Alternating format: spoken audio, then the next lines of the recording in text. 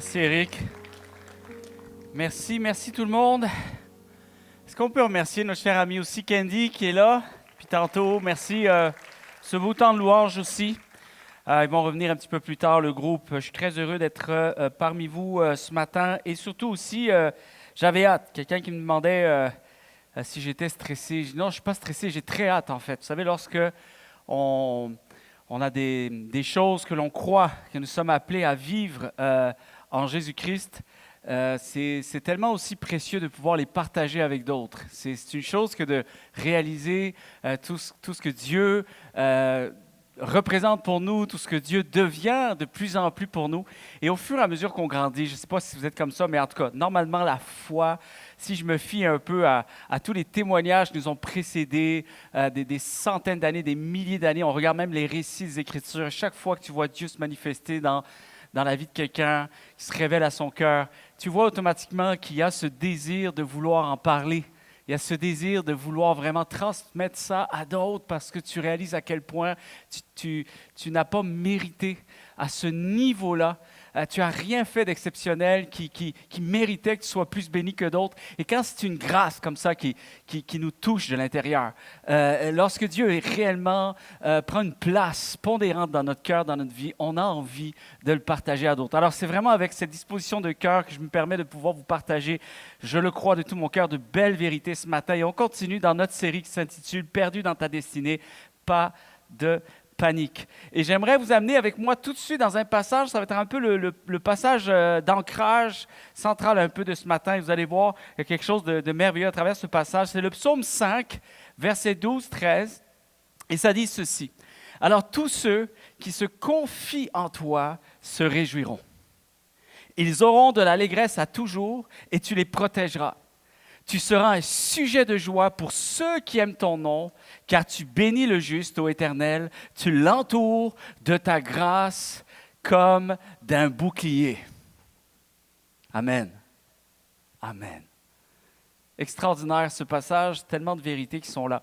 Et j'aimerais vous donner tout de suite une analogie avec la navigation. Vous savez, j'aime des fois m'arrêter un peu sur... Des fois tu cherches pas une émission particulière. Des fois, tu as du temps à battre un peu. Tu es devant la télé, tu prends ton... Tu sais, des fois, les heures de lunch, là, tu t'arrêtes un instant, puis tu veux être un petit peu, là, tu veux regarder ce qui se passe.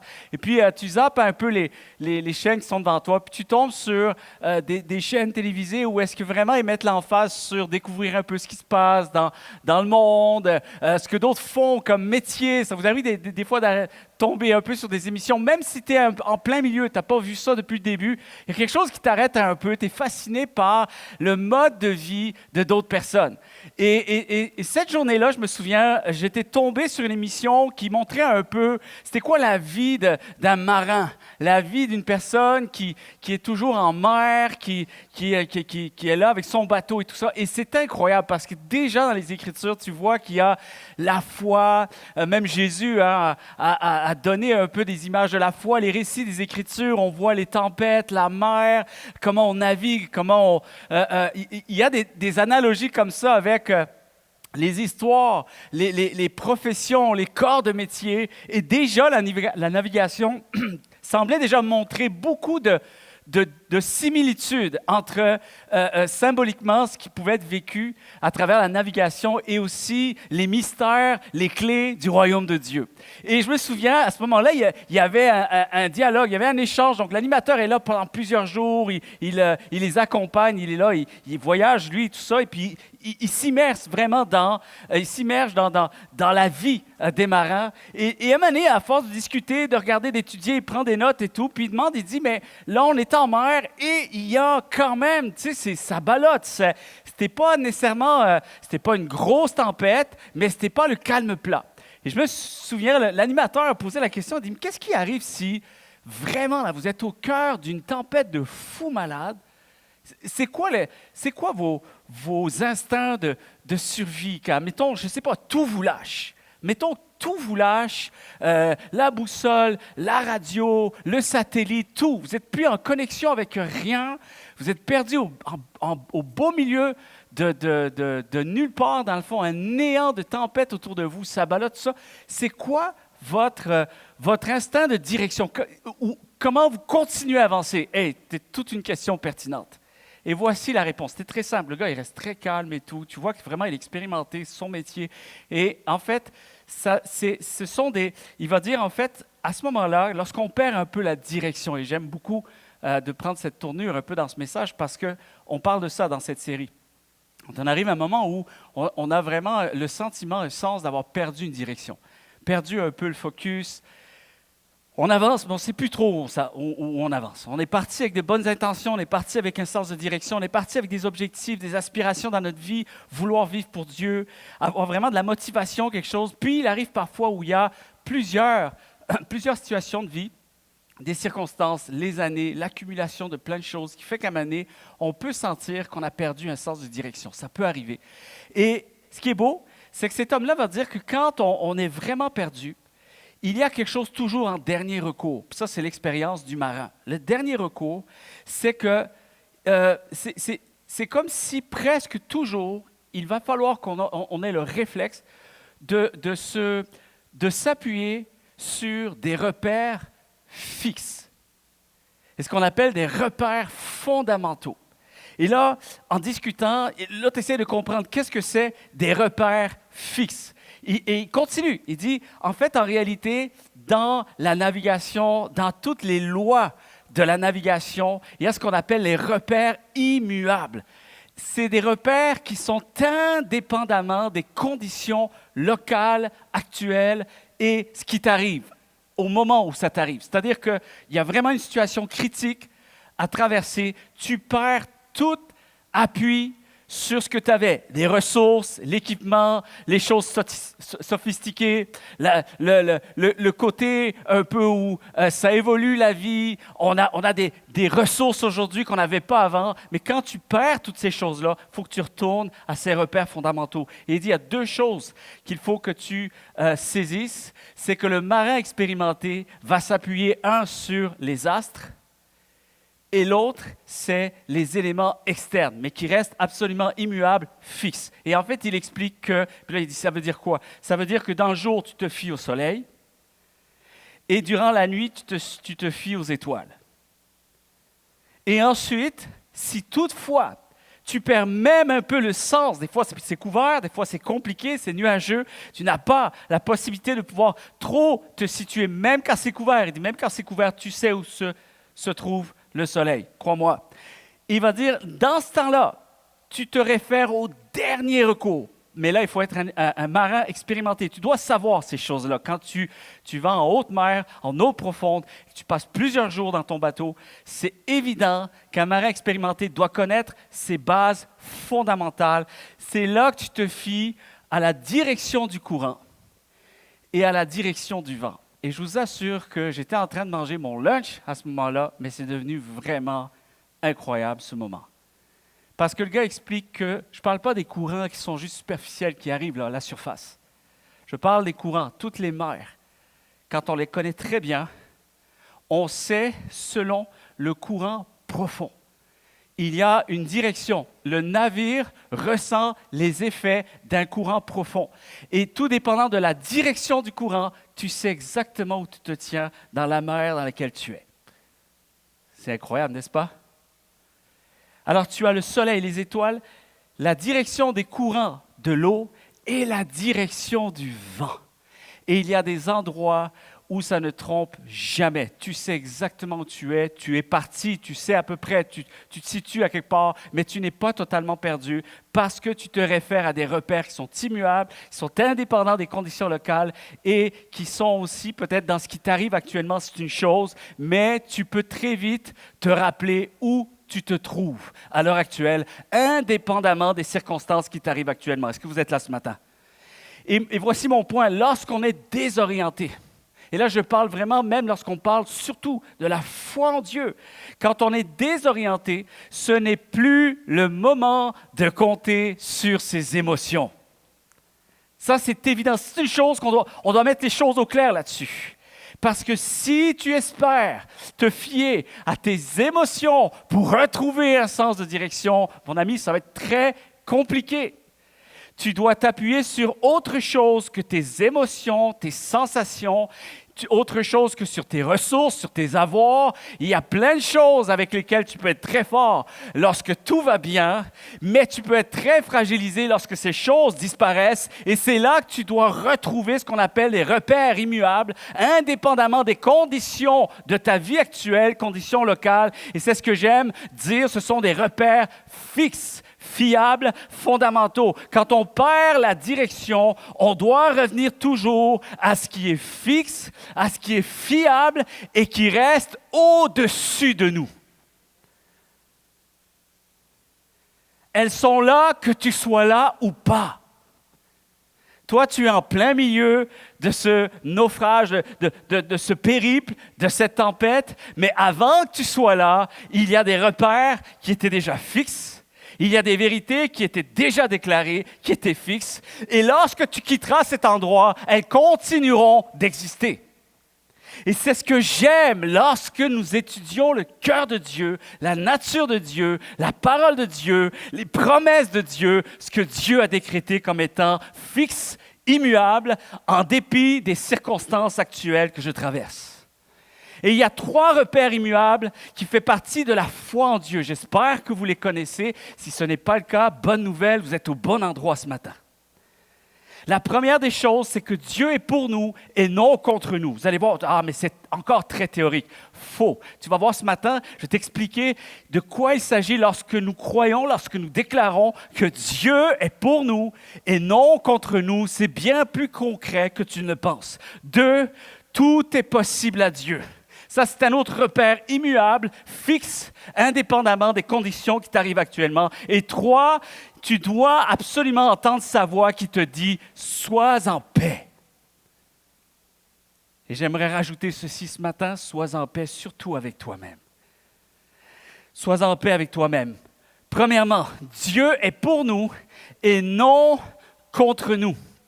Bon, une chose qu'il faut savoir, et ça, c'est le marin était, alors qu'il était filmé, était dans l'émission, était en train de dire, c'est là qu'on voit le marin expérimenter celui qui ne l'est pas assez. Parce qu'il faut garder son calme. Et il ne faut surtout pas commencer à chavirer avec son état intérieur. C'est ce qui va faire toute la différence. Et vous savez, lorsqu'on est croyant, il y a une chose qui se passe. Il y a une chose qui se passe, et c'est presque immanquable, malheureusement, c'est regrettable. Mais quand on se sent perdu, vous savez ce qu'on va avoir tendance à faire? On va avoir tendance à se décourager. À se décourager. Et là-dessus, on est tous pareils, on est tous semblables. Et je vous dirais que dans le fond, toi et moi, là, on est exactement à la même place là-dessus. On a tous le même réflexe, on a tous le même instinct. D'ailleurs, si tu penses, non, moi je pense que je ne suis pas, je suis pas comme vous, moi je ne me décourage pas. Tu sais quoi, tu es obligé de rester ici. D'ailleurs, si tu as le goût de partir maintenant, tu ne pourras pas parce que les portiers ont ordre de ne plus laisser sortir personne. J'aimerais te dire ce matin que quand on se sent perdu, presque unanime, on est tous pareils, on a tendance à se décourager. En tout cas, on n'est pas loin de cette pente. Et en tant que croyant, vous savez d'où ça vient, ce découragement? Et là, peut-être ça, c'est quelque chose qui va un peu vous surprendre, mais c'est une réalité. Réfléchissez bien avec moi. C'est dans l'instinct humain, ça fait partie des Écritures, on le voit. Il y a un souci. Le découragement, il arrive en tant que croyant lorsqu'on se met à spiritualiser un peu trop les choses. Et c'est là qu'il y a un vent de panique. Je m'explique. C'est immanquable et malheureusement, c'est regrettable. C'est regrettable. Et là, je parle à moi-même ce matin. Des fois, je me dis, ah là là. Des fois, je suis découragé de moi-même parce que je vois l'instinct premier, le réflexe immédiat qui arrive lorsqu'on est plus dans des situations un peu tumultueuses, qui commencent à, tu sais, des fois des situations qui s'accumulent. C'est dur, puis c'est de plus en plus dur, puis c'est compliqué, on perd le sens de direction. Vous savez, on commence à penser tout croche à propos de qui? À propos de Dieu. Et souvent, on va là. Presque tout le temps, on va là. On a toujours ce besoin de devoir créer un lien entre ce qui nous arrive et ce que j'ai fait à Dieu ou ce que Dieu pense de moi. Vrai ou faux? Il y a quelque chose de difficile à gérer dans notre spiritualité, même dans notre relation avec Dieu, parce que peut-être les racines ne sont pas suffisamment profondes, ou peut-être qu'on a besoin d'être renouvelé par la pensée de Dieu, la pensée, l'intelligence aussi, notre intelligence, notre pensée a besoin d'être renouvelée. Et on fait tous l'erreur de considérer Dieu, oui, mais de la mauvaise façon. Et malheureusement, on utilise la mauvaise perspective. Je ne sais pas si vous êtes avec moi ce matin. Lorsqu'il s'agit de penser à Dieu, lorsque des moments critiques surviennent dans notre vie. C'est ce qu'on appelle les fameuses croyances limitantes.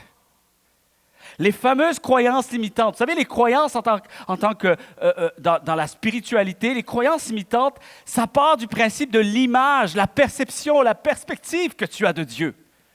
Et ça va te mettre dans une posture de commencer à vivre ta foi d'une certaine façon. Et si tu ne penses pas bien à propos de Dieu, bien tu vas croire pas bien.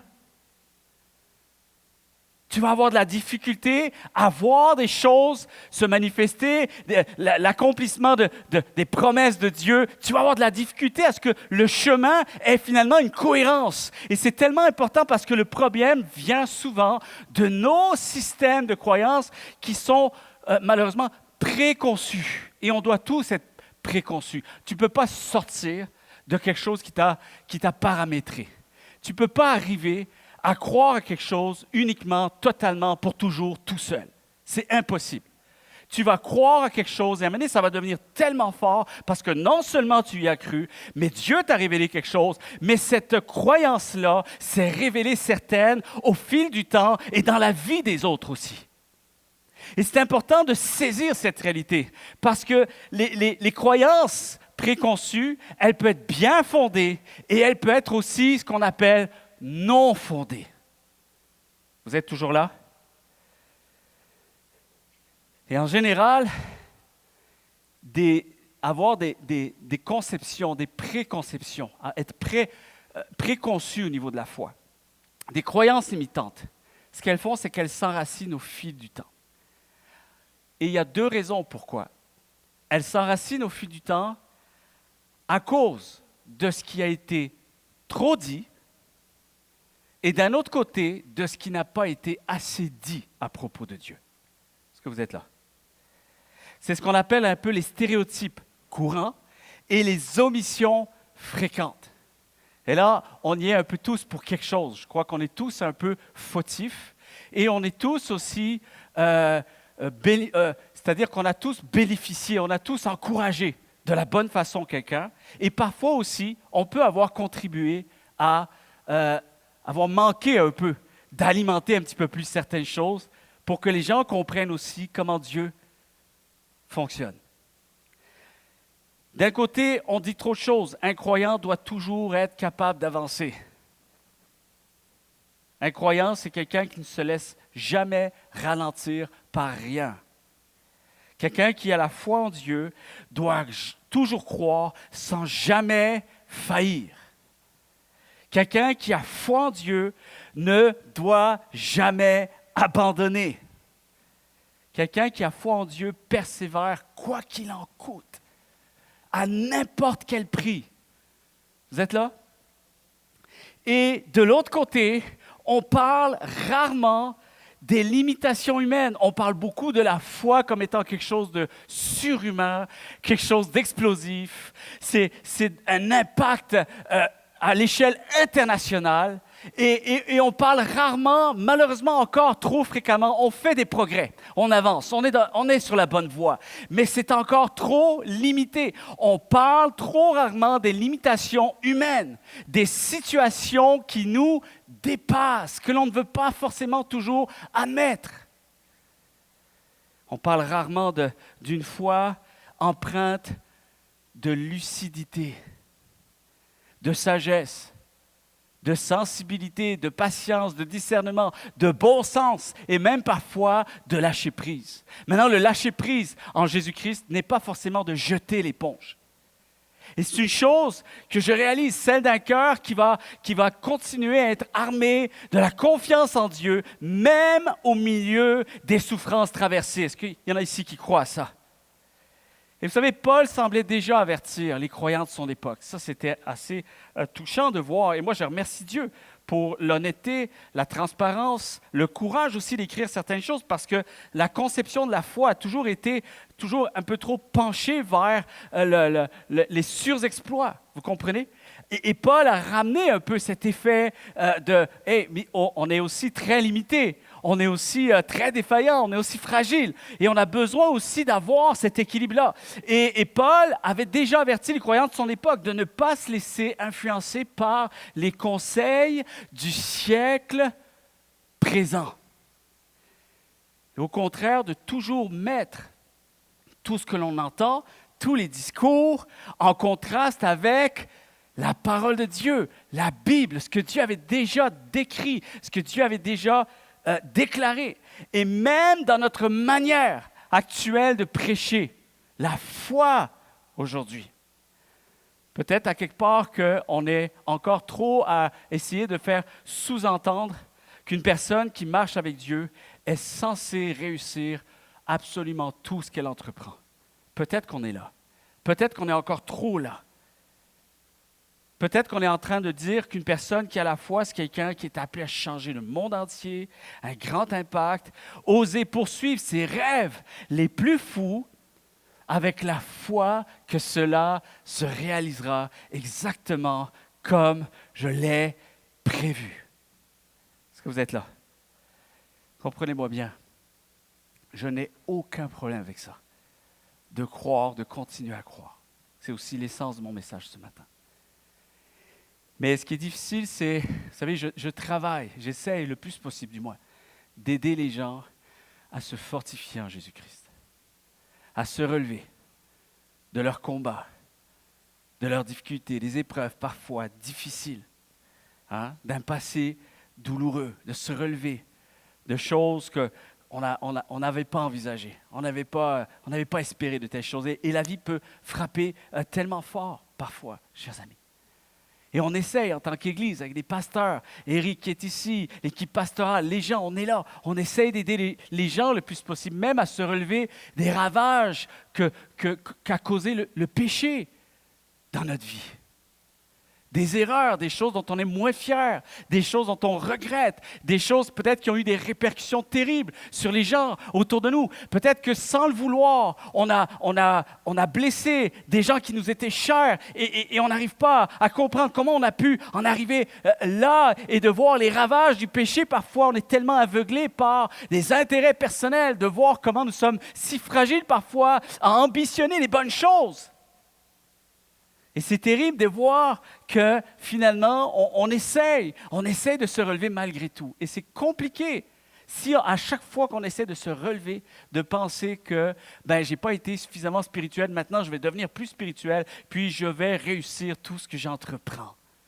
Écoutez-moi, là où ça devient problématique, je n'ai aucun problème à vouloir vraiment poursuivre avec foi tout ce que Dieu nous destine à vivre. Je n'ai aucun souci avec ça. Et c'est même quelque chose que l'on doit poursuivre, que l'on doit espérer, que l'on doit aspirer. On poursuit le rêve de Dieu pour notre vie. Amen.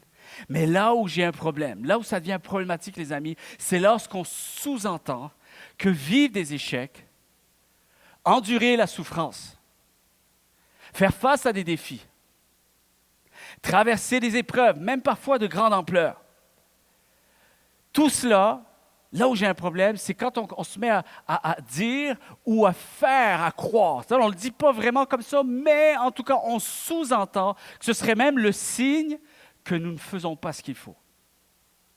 Ou pire encore, qu'on manque de foi. Vous êtes là? Et le pire, le summum des summums, Dieu est absent, Dieu m'a abandonné, Dieu m'en veut. Et le pire, et là c'est fini, faillite spirituelle. Dieu me punit. Vous êtes là?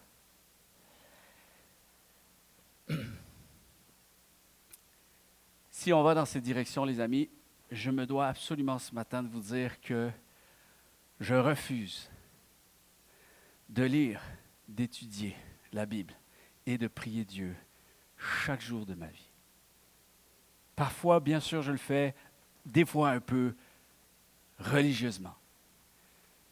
Mais je tiens toujours à être à cette place-là. Parce que moindrement, je refuse. Je ne veux pas lire, étudier, creuser, essayer de comprendre, de saisir le cœur de Dieu et de recevoir des révélations extraordinaires de la grâce de Dieu pour finalement ne pas défendre ce qu'est vraiment avoir foi en Dieu. Amen. Et je ne veux surtout pas ce matin me gêner pour dire que ceux qui prétendent croire de telles choses, qu'avec Dieu, théoriquement, il ne devrait pas y avoir trop de problèmes. Et que quand tu as des soucis, c'est peut-être ta foi, c'est spirituel, et Dieu. Et lorsqu'on va là, chers amis, sincèrement, j'ose croire que lorsqu'on soutient trop, mais de manière vraiment trop, cette pensée-là, c'est peut-être parce que nous sommes des lecteurs un petit peu trop superficiels de la Bible. C'est peut-être parce que nous sommes des étudiants de la foi bien trop faibles. Et je le dis avec beaucoup d'amour, sans aucune condamnation ce matin, parce que ce que je veux absolument, c'est que chaque personne puisse trouver la force de se relever ce matin, en dépit des circonstances qui ont été douloureuses et difficiles.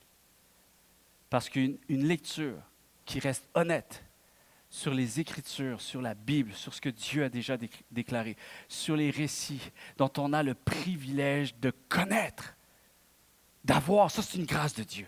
Dieu aurait pu nous cacher toutes ces choses-là, mais il le fait pour notre bien, pour notre foi. À travers toute la Bible, nous voyons des hommes et des femmes de foi qui ont traversé des épreuves, je dirais, gigantesques, terribles parfois, des moments de souffrance profonde, des échecs, des luttes intenses. Et pourtant, selon les Écritures, ces épreuves, ces difficultés, ces circonstances ont été traversées par des hommes et des femmes que Dieu a appelés justes. Hommes de foi, femmes de foi. Est-ce que vous êtes là?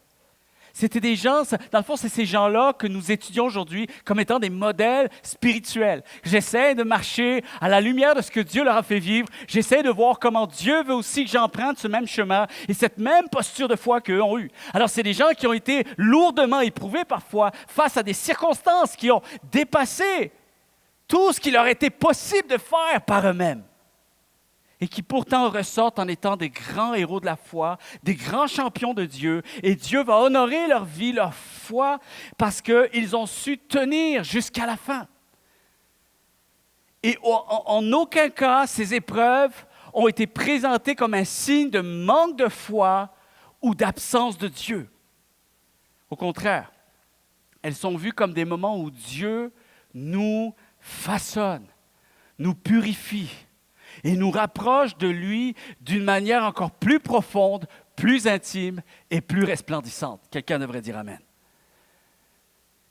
savez, l'apôtre Paul qui a été confronté à des persécutions incroyables.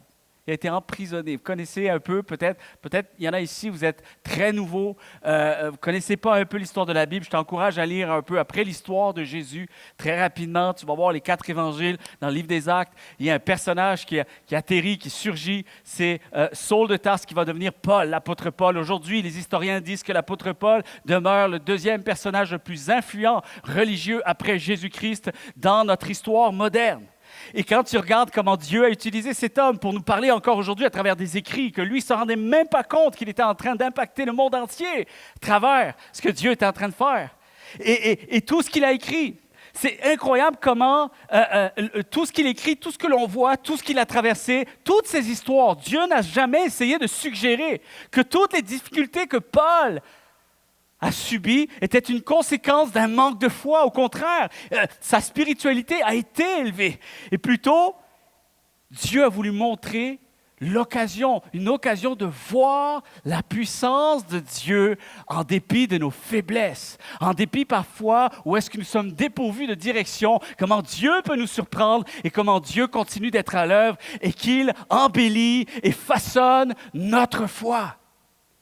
Et j'ai bien aimé parce qu'il y a un auteur, un théologien qui a dit un jour ceci: si l'amour de Dieu pour ses enfants devait être mesuré par leur santé, leurs circonstances extérieures, leur réussite humaine, leur richesse ou leur confort dans cette vie, alors on serait forcé de croire que Dieu détestait l'apôtre Paul. Est-ce que vous êtes là ce matin? Alors prétendre que les difficultés de la vie, chers amis, sont un signe de la punition de Dieu ou de l'absence de foi, nous montre que nous sommes peut-être limités encore trop à la compréhension du cœur de Dieu à notre égard. Et que nous avons besoin de nous réconcilier avec son affection envers nous. Amen. Parce que c'est la base. Je ne peux pas donner d'autres conseils ce matin que de retourner à cette vérité qui reste fixe et immuable. C'est un vrai repère. En dépit de toutes les directions qu'on pourrait perdre, j'aimerais te dire que c'est l'affection de Dieu qui va faire que tu vas pouvoir continuer à tenir bon jusqu'à la fin. Amen. Amen.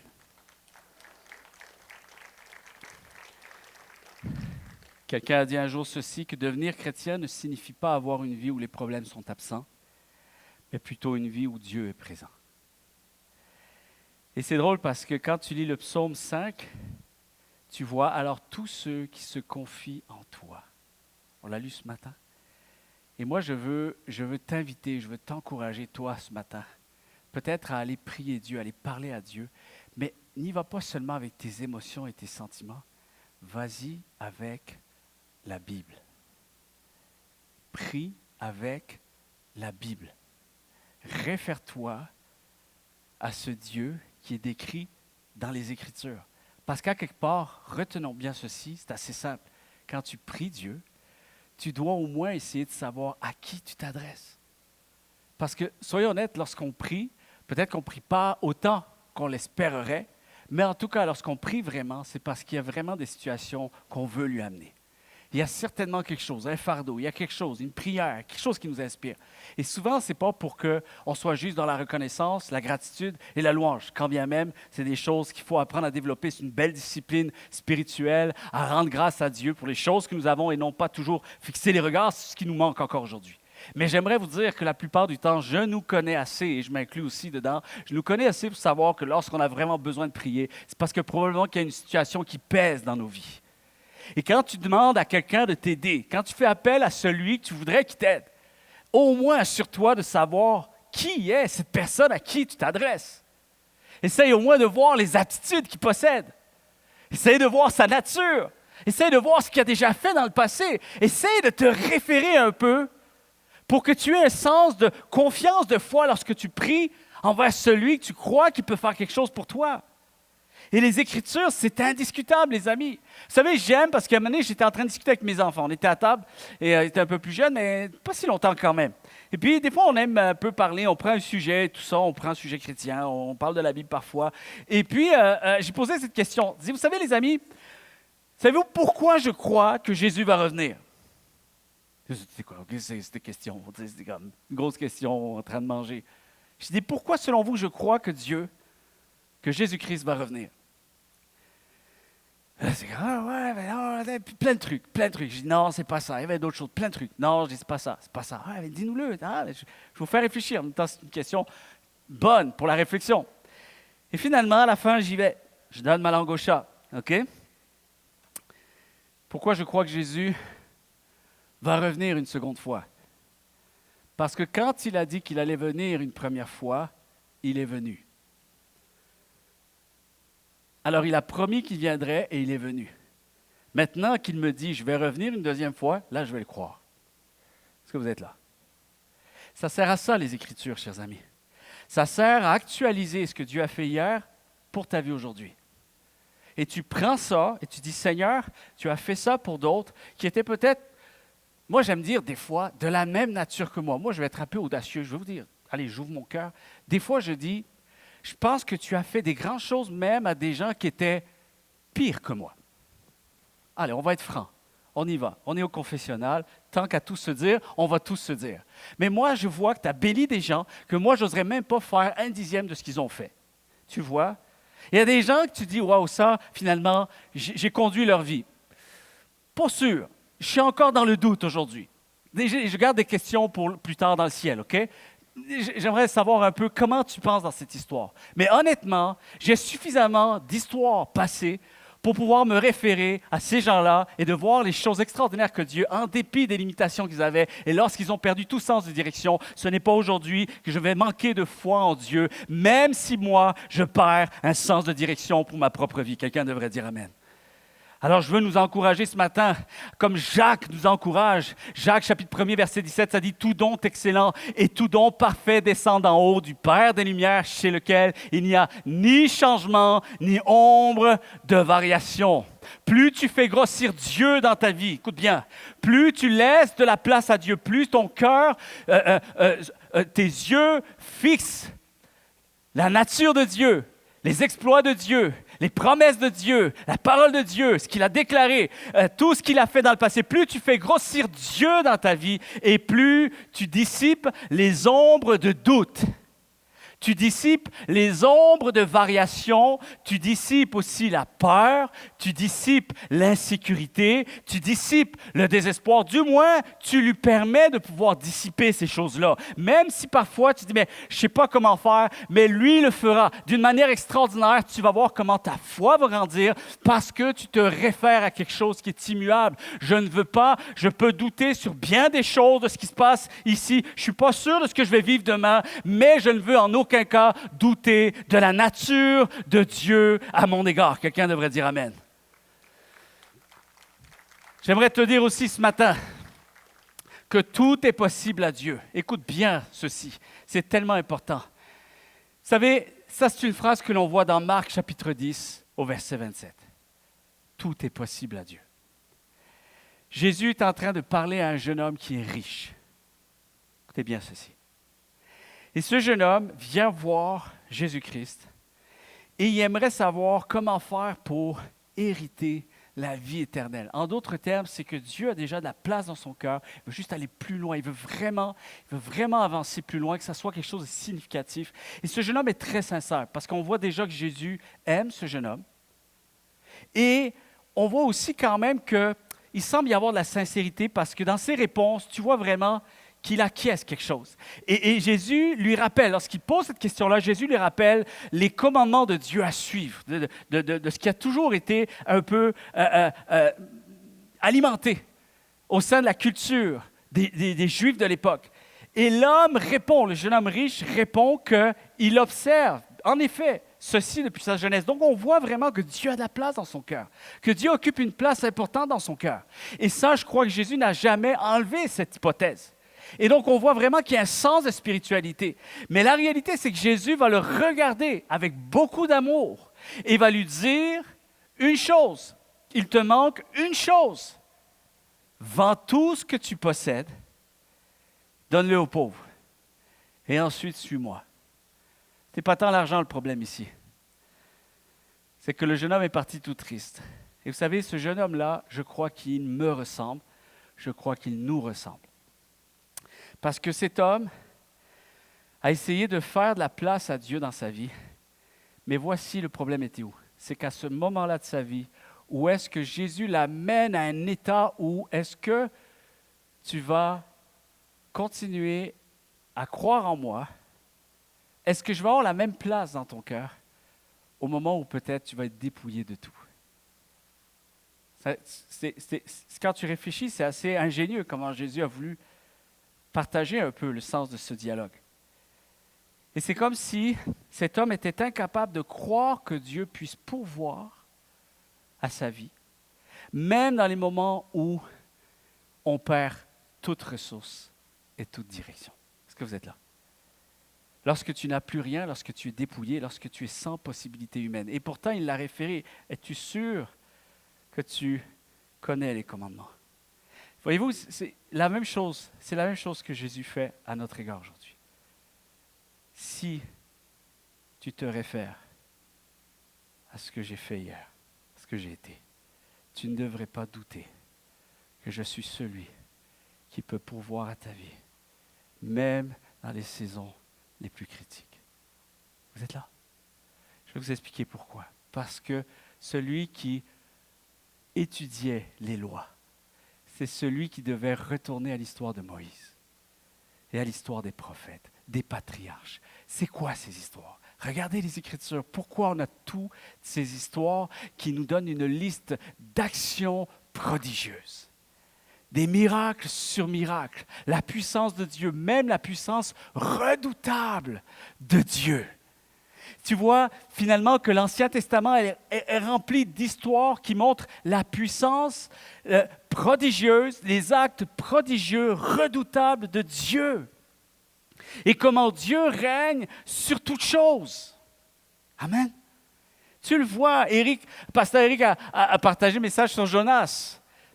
Tu vois où ça? Je veux dire, il y a un poisson qui avale un homme au complet, et puis presque c'est comme s'il est à l'hôtel pendant 3 jours. Bizarre cette histoire. En fait, il préserve un homme dans le ventre d'un poisson, il avale un homme en entier comme ça. Il reste 3 jours, 3 nuits, et puis il leur crache exactement à l'endroit où Dieu le voulait. Bon, ça, c'est une autre histoire. Mais c'est incroyable. Tu regardes l'histoire de Noé. Cette histoire-là, c'est quand même un déluge qui va réinitialiser la terre.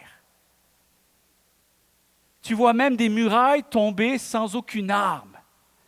Tu vois des trucs se faire d'une façon que même nous, lecteurs modernes d'aujourd'hui, c'est pour ça qu'il y en a beaucoup qui se moquent des choses de Dieu, parce que quand ils se réfèrent à la Bible, y a-tu des gens vraiment qui croient à ça? Mais c'était le but. Le but, c'est que tu comprends, on n'a pas été là. Mais Dieu continue à faire des choses prodigieuses encore aujourd'hui. Seulement à ceux qui le croiront. Et là, c'est une autre histoire. Et si tu veux le croire, il va falloir que tu te réfères à ceux qui ont cru, au-delà même de tout raisonnement autrefois.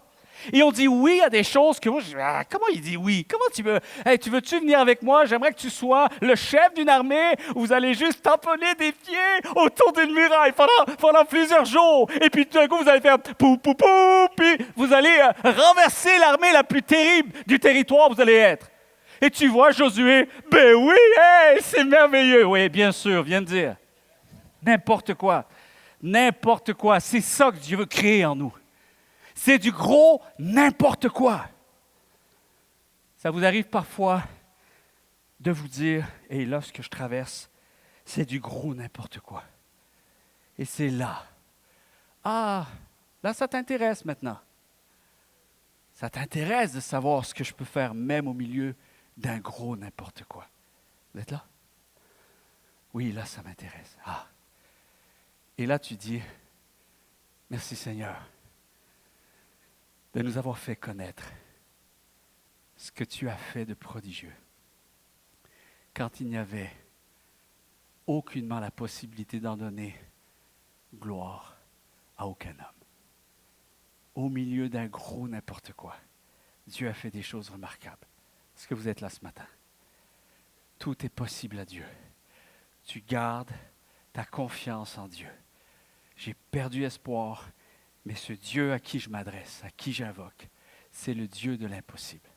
Et peut-être que tu es là et puis tu es sec, tu es indifférent, peut-être que les circonstances t'ont frappé, peut-être que tu as une interprétation des choses qui est différente parce que tu te fies à tes déceptions, tu te fies à tes regrets, tu te fies à tes blessures, tu te fies peut-être à de la tristesse, peut-être qu'il y a plein de raisons.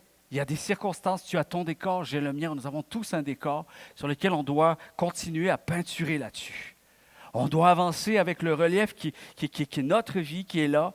Et parfois, on peut devenir très aigri. On peut tomber dans une spirale où on finit par perdre vraiment une espèce d'apathie. Plus rien, je ne ressens plus rien, j'ai plus envie. Puis là, c'est facile de pouvoir dire « Ah, les autres, les circonstances, on est toujours une... » On ne peut pas être continuellement une victime parce que le monde entier serait une victime. On ne peut pas. Tu es victime de quelque chose. Peut-être que ce n'est pas totalement la même chose pour laquelle je considère que je suis une victime. Mais la réalité, c'est que je ne veux pas rester une victime. Parce que si je me fie à l'histoire humaine, je me rends compte que finalement, ce sont des circonstances qui arrivent parfois. On ne les veut pas, mais elles arrivent. Mais je ne vais pas blâmer Dieu pour ce qui m'est arrivé. Je vais essayer de trouver un sens de direction, même quand j'ai perdu tous les repères autour de moi, sophistiqués, ce que je maîtrise bien d'habitude. Je ne les ai plus, ces choses-là. Dans ces moments-là, je veux me référer à du gros n'importe quoi. Où est-ce que Dieu a été le Dieu de l'impossible? Amen. Amen. Oui, quelqu'un devrait dire Amen. Je vais demander aux musiciens de bien vouloir me rejoindre, s'il vous plaît. Sois en paix ce matin. Tu es là? Écoute bien. Parfois, on peut blâmer les circonstances, mais on croit que Dieu est encore avec moi dans la barque. Et que ce Dieu à qui j'invoque, je sais qu'il a la possibilité d'apaiser la tempête. Vous savez, théoriquement, ça devrait me suffire. Je sais que le Dieu qui est avec moi dans la barque est ce même Dieu qui a le pouvoir d'apaiser la tempête.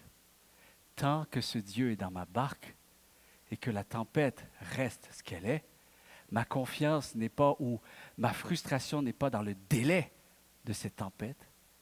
Ma joie va résider dans le fait que quand je me retourne, Jésus est encore dans ma barque.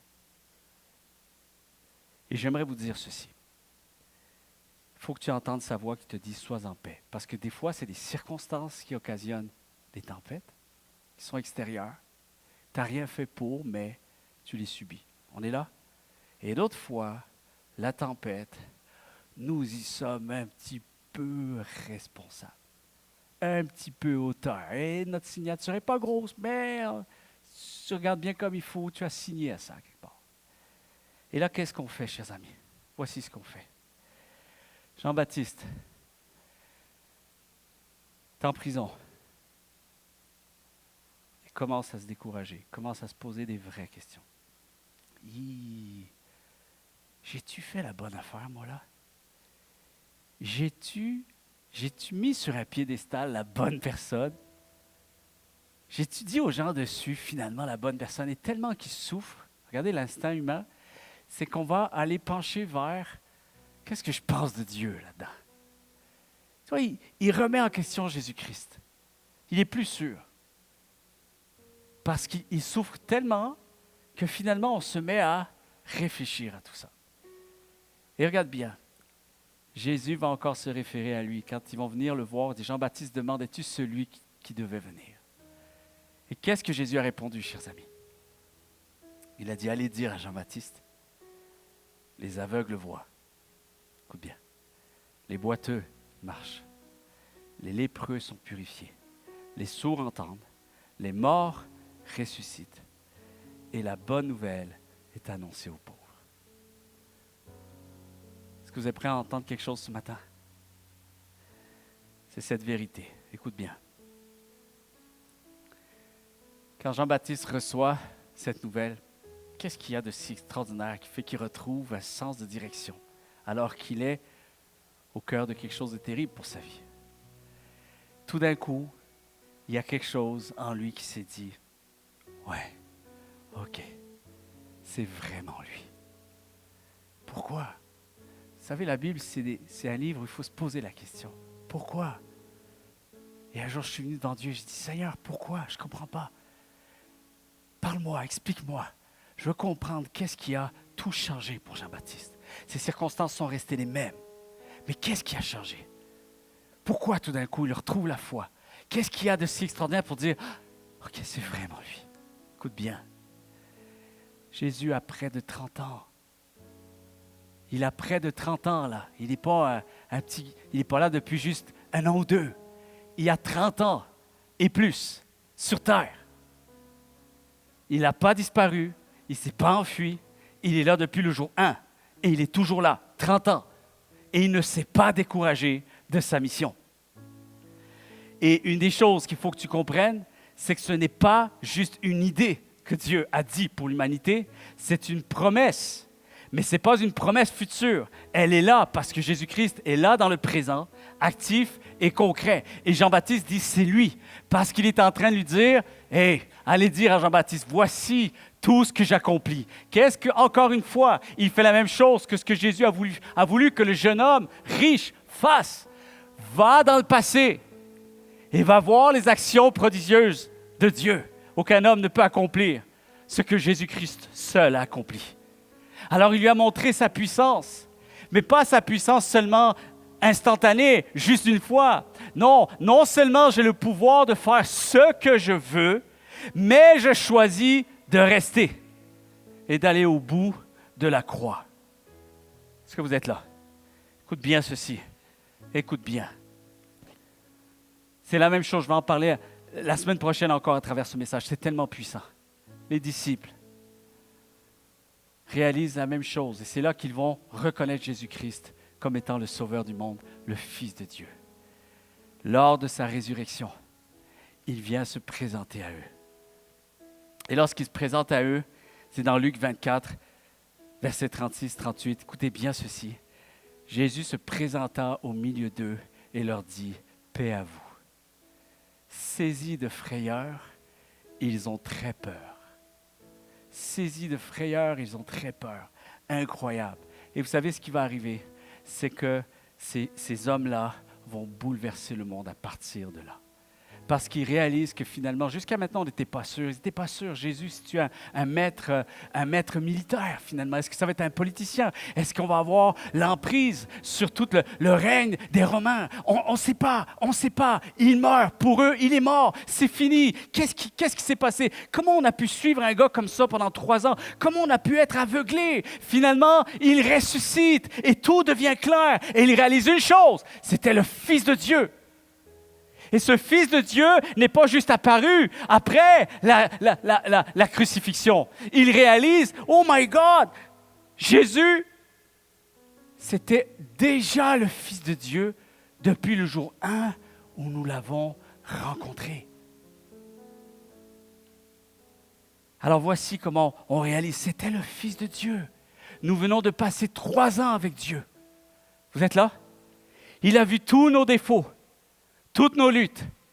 Il a vu notre orgueil, notre indifférence. Il nous a vu être inertes face parfois à certaines injustices. Il a vu notre impatience, notre faiblesse, nos vices, notre infidélité. Il l'a vécu avec nous, ça. Il était proche, il a tout vu. Nous, on pensait, si on savait que c'était Dieu, on aurait masqué un peu les affaires. Mais on a su que c'était Dieu. Ils ont su que c'était Dieu. Et je vous ai vu, je vous ai connu, je connais tout de vous. Et j'ai choisi d'aller à la croix quand même. Je suis ressuscité et je viens au milieu de vous pour continuer à compter sur vous pour aller maintenant impacter le monde entier. Quelqu'un devrait dire Amen. Quelqu'un devrait dire Amen. Ça veut dire, chers amis, au pire de mes faiblesses, au pire de mes manquements, au pire de mes luttes, de mon hypocrisie, de mon orgueil, de toute la jalousie, de tout ce qu'il y avait comme de compétition entre nous. Il ne nous a jamais condamnés. Au contraire, il nous a fait des promesses d'avenir, des promesses de l'appel de Dieu. Je vais faire ça avec toi, je vais faire ça avec toi. Toi, tu vas vivre quelque chose d'extraordinaire. Je vais vous utiliser pour faire témoignage à ma puissance à travers vous. Alors, il n'a jamais condamné. C'est là qu'ils ont réalisé. Il ne nous a jamais traités comme des moins que rien. Alors, moi, j'ai tendance à me déprécier, mais Dieu ne l'a pas fait. Alors, quand tu perds un sens de direction, surtout, ne fais pas encore la même foutue erreur d'aller pencher vers Dieu avec une perspective qui n'est pas la sienne à ton égard. Continue. Tu peux manquer de confiance pour tout, mais continue de faire confiance à ce que Dieu pense de toi, malgré tout. Surtout, ne perds pas confiance là-dessus. Surtout, reste rempli d'assurance. Je vais peut-être me poser bien des questions, mais pas là-dessus. Parce que ça, c'est mon repère immuable. C'est ma boussole. C'est tout ce qui me reste pour continuer à espérer. Il y a un sens de direction dans ma vie. Il ne m'a jamais condamné. Il n'a jamais condamné des hommes et des femmes qui étaient de la même nature que nous et peut-être parfois même pire que moi. Alors, il n'a jamais traité ces gens-là comme des moins que rien. Au contraire, il nous a dit, vous êtes mes amis maintenant. Je vous traite comme des princes. Je ne vous ai jamais disqualifié. Je vous ai supporté tout ce temps-là. Et j'ai fait en sorte de régner à travers vous. Est-ce qu'on peut se lever tous ensemble ce matin? Alléluia. Alléluia. Alléluia. Seigneur, je prie ce matin que tu nous donnes un autre genre de sens de direction. C'est peut-être encore quelque chose qui parle des vérités de Dieu, mais ça peut devenir tellement quelque chose de concret et réalisable. Seigneur, lorsqu'on se met à s'approcher de toi avec peut-être beaucoup de doutes, beaucoup d'incertitudes, beaucoup de fragilité, Seigneur, c'est vrai, parfois on vient vers toi et on se permet de douter de beaucoup de choses. Il y a des choses que je pense, Seigneur, qu'on a peut-être certaine légitimité parce qu'on a une vision obstruée de ce qu'il est possible qu'il se passe, que c'est difficile parfois de concevoir comment une circonstance peut changer. Mais Seigneur, là où on ne peut pas aller, là où ce matin tu nous reprends, avec tellement d'amour, tellement de grâce, là où tu ne nous demandes pas d'aller, vous avez le droit de venir avec vos faiblesses, vos difficultés, des choses qui vous enragent, des choses qui vous frustrent, mais vous n'avez pas le droit de douter de mon amour pour vous.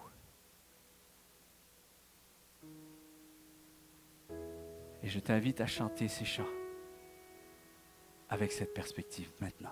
Et tu vas voir, et je prie le Dieu du ciel qui se manifeste maintenant, l'esprit de vie qui se manifeste dans ton cœur. Quelque chose peut changer. Si tu acceptes de douter pour plein de choses, mais d'accepter de louer et d'honorer l'amour que Dieu possède à ton égard ce matin. Alléluia.